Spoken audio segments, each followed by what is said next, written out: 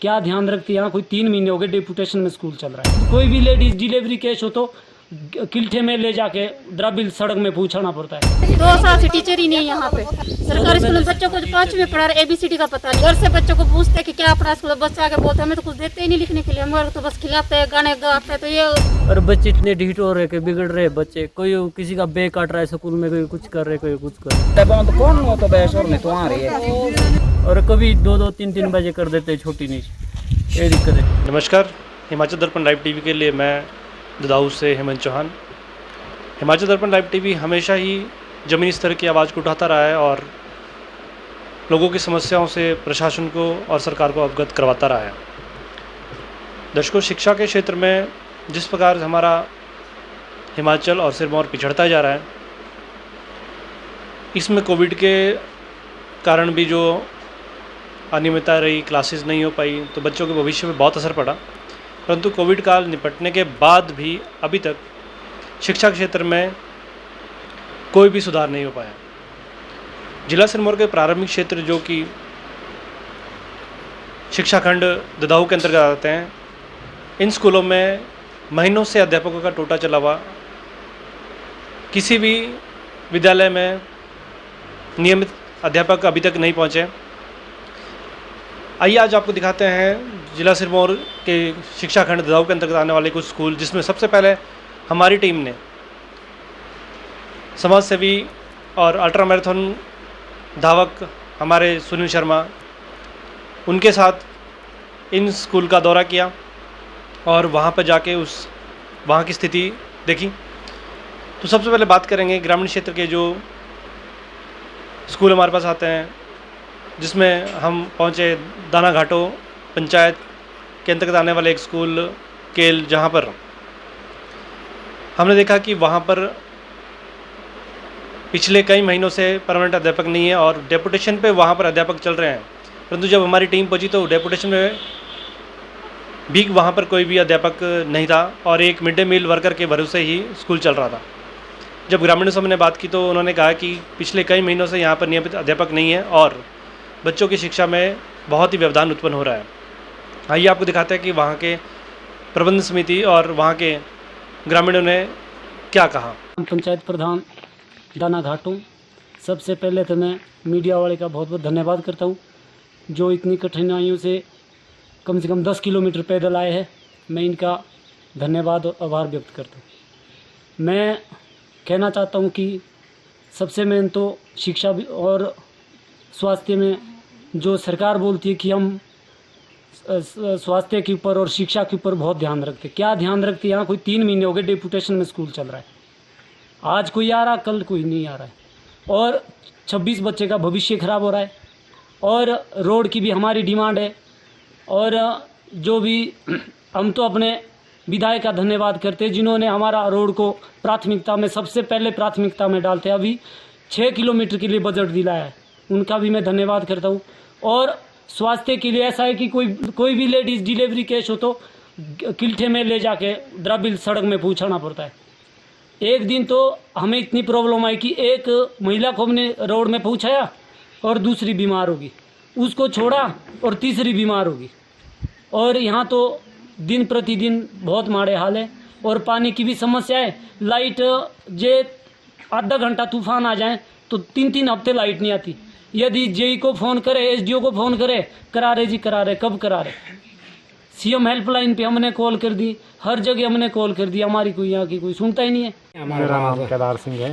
हमारे यहाँ सरकार की ओर से कोई सुविधा नहीं है, ना स्कूल में टीचर है, ना रोड है और हमें बहुत कठिनाइयों का सामना करना पड़ता है। बस यही है जी, मेरा नाम रणवीर है। हमारे स्कूल में मास्टर नहीं है और हमारे लिए रोड नहीं है, वो गीले दिन नहीं पड़ा, मरीज भी तुझे टाइप है। नाम सतपाल चौहान है और मेरी 5वीं यहाँ से हुई हैं और मैं 10th क्लास में मतलब 6th में घाटो जाता था। मतलब हमारे को डेली जाना पड़ता था, 11 किलोमीटर पैदल रास्ता था, 11 किलोमीटर और वापस आना था।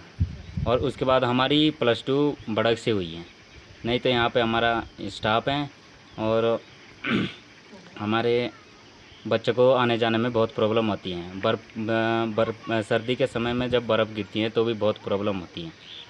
और सरकार से हमारा विनम्र निवेदन है कि यहाँ पे हमारे को स्कूल और गुरुजी की सुविधा उपलब्ध कराए।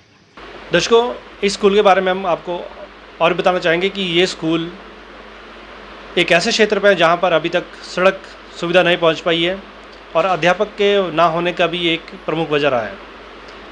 हमारी टीम लगभग 3 घंटे के सफ़र से वहाँ पहुँची। 3 घंटे का लंबा सफ़र करने के बाद हमने जब वहाँ देखा तो इस क्षेत्र में सिर्फ 5वीं तक की स्कूल है और जब वहाँ के बच्चों से हमने बात की तो उनका कहना था कि हम यहाँ से तकरीबन 8 से 10 किलोमीटर के दूर दराज क्षेत्र में शिक्षा के लिए जाते हैं, जिसमें बड़क स्कूल है या फिर खुर्द स्कूल उन्हें आना पड़ता है। इतने संघर्ष के बाद भी अगर उन्हें अच्छी शिक्षा ना मिल पाए तो इसमें हम प्रशासन की नाकामी और सरकार की नाकामी ही कहेंगे।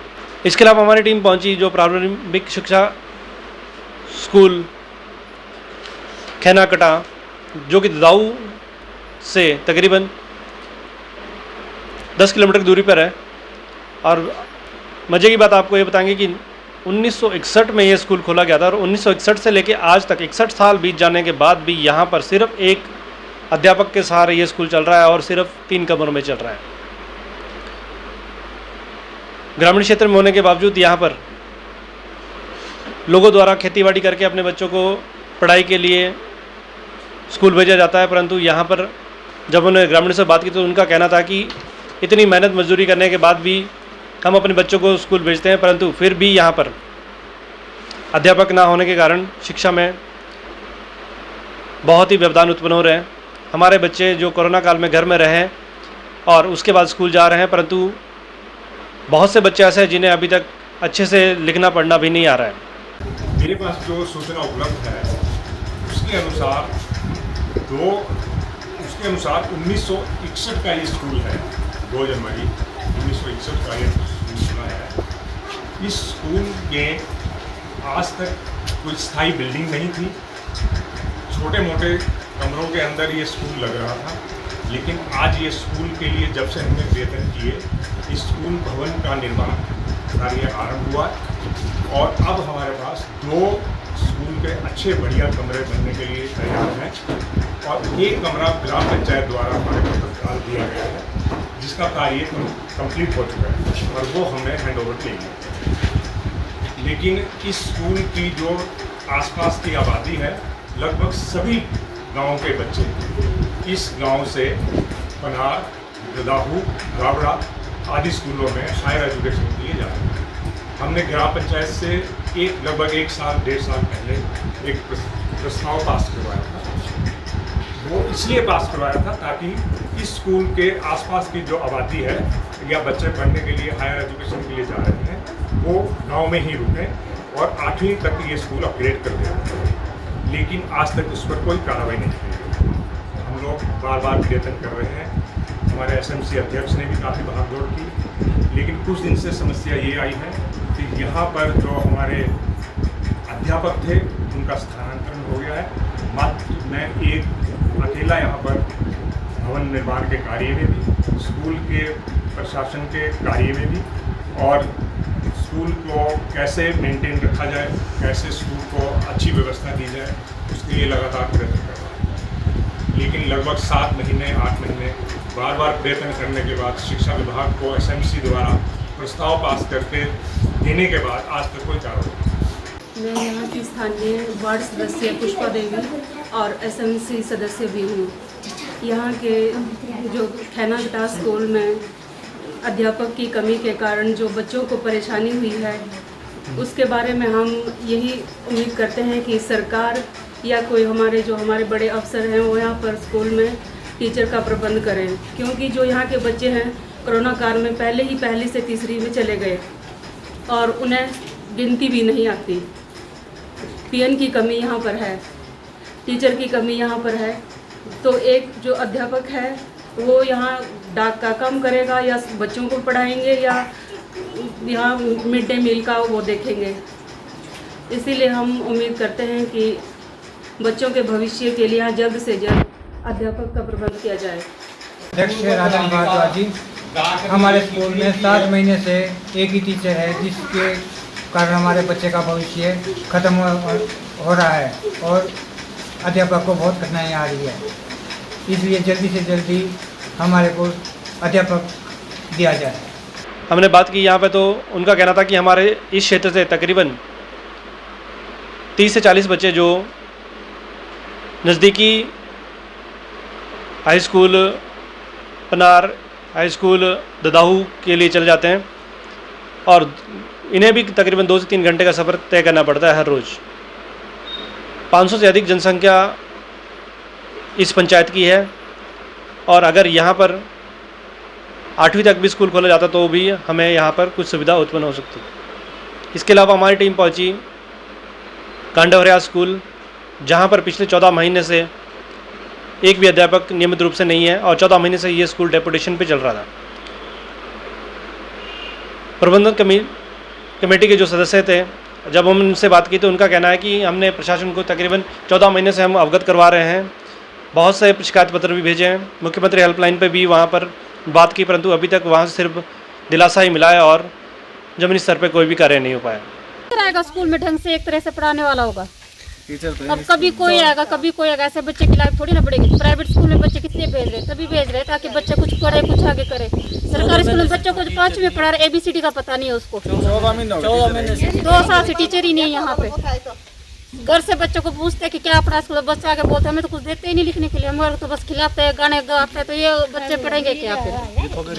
खराब रहा है, हमने मीडिया वाले को प्रोवाइड किया हुआ है और सरकार से अनुरोध है कि यहाँ जल्दी से जल्दी 15 दिन के अंदर टीचर प्रोवाइड करने की मेहरबानी करें। और दूसरे मीडिया वाले भाई से मेरा अनुरोध है कि हमारी आवाज़ को जितना आगे बुलंद कर सके करें। धन्यवाद।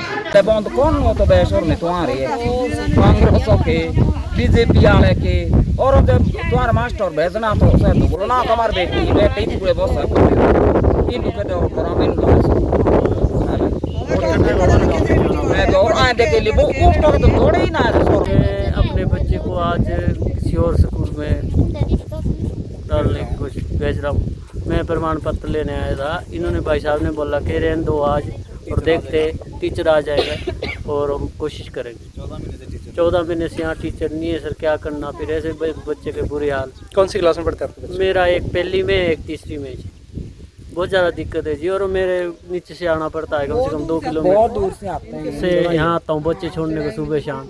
और बच्चे इतने ढीठ हो रहे कि बिगड़ रहे बच्चे, कोई किसी का बैग काट रहा है स्कूल में, कोई कुछ कर रहे कोई कुछ कर रहे। घर में पूछता हूँ कि बताया कुछ टीचर ने, कहीं बोलते हैं कि कहीं टीचर बताते, कहीं नहीं बताते कि वीडियो देखने लग जाते, ये दिक्कत है।